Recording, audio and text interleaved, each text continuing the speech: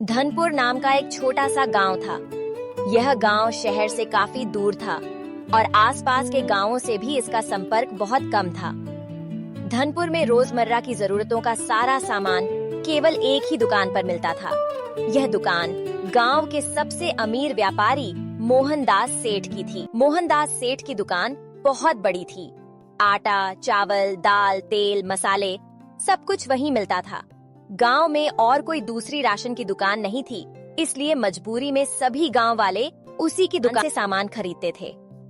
दुकान पर हमेशा भीड़ लगी रहती थी और मोहनदास सेठ खूब मुनाफा कमाता था, लेकिन यह मुनाफा ईमानदारी का नहीं था। मोहनदास सेठ दिखने में मीठा बोलने वाला था, पर अंदर से बेहद लालची और बेईमान।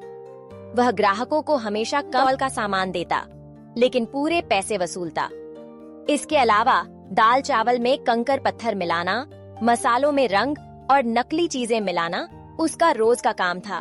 उसकी दुकान पर कालू नाम का एक नौकर काम करता था, जो नया नया आया था और सेठ की हर बात मानने को मजबूर था। एक दिन गांव का रहने वाला हरिराम दुकान पर राशन लेने आया। सेठ ने कालू को आवाज दी। अरे कालू, ग्राहक आया है, सामान तोल दे। जैसे ही कालू आटा तोलने लगा, मोहनदास सेठ चुपचाप तराजू के नीचे एक चुंबक चिपका देता है। चुंबक लगते ही तराजू सही वजन से पहले ही बराबर दिखाने लगता है।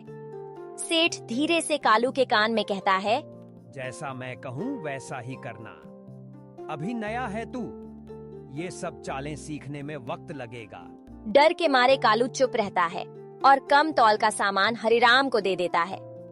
हरिराम जैसे ही आटे की थैली उठाता है, उसे कुछ गड़बड़ लगती है। सेठ जी, ये आटा तो 5 किलो से कम लग रहा है। मैं रोज 5 किलो ही लेता हूँ, मुझे वजन का अंदाजा है। यह सुनते ही मोहनदास सेठ आग बबूला हो जाता है। अगर शक है तो कहीं और से ले लो, हमारे पास बहस का समय नहीं है। हरिराम मजबूरी से कहता है, सेठ जी, गांव में आपकी ही एक दुकान है, कहीं और से लाने जाएं तो भाड़ा ही ज्यादा लग जाएगा। सेठ ठंडी हंसी हंसते हुए बोला, तो फिर जाओ और मेरे काम पर उंगली मत उठाओ। इस तरह मोहनदास सेठ पूरे गांव को बेईमानी से लूट रहा था। गांव वाले मजबूर थे। धीरे धीरे सेठ बहुत अमीर हो गया, लेकिन गांव के लोग गरीब ही रह गए।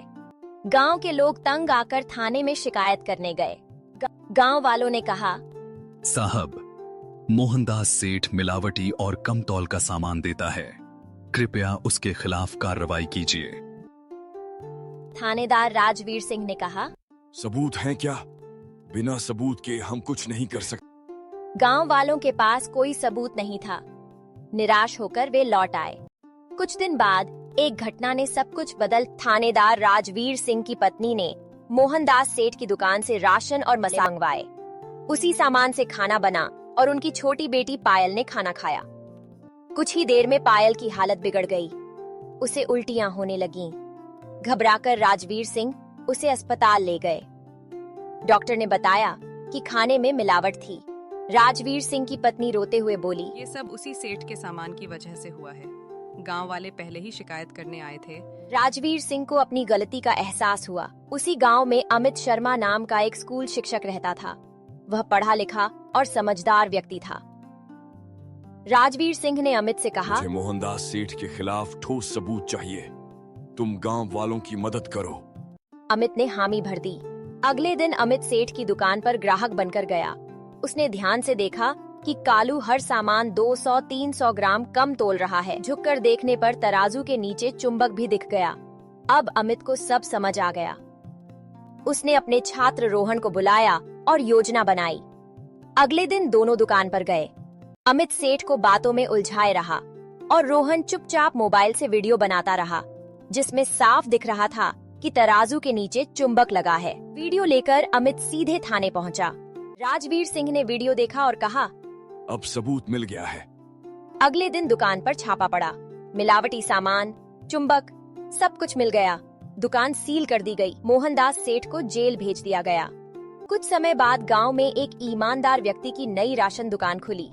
अब गांव वालों को सही तौल और शुद्ध सामान मिलने लगा। गांव वाले अमित का धन्यवाद करने लगे। कहानी की सीख, बेईमानी चाहे कितनी भी चालाकी से की जाए, एक दिन सच सामने आ ही जाता है। गलत काम का अंत हमेशा बुरा होता है।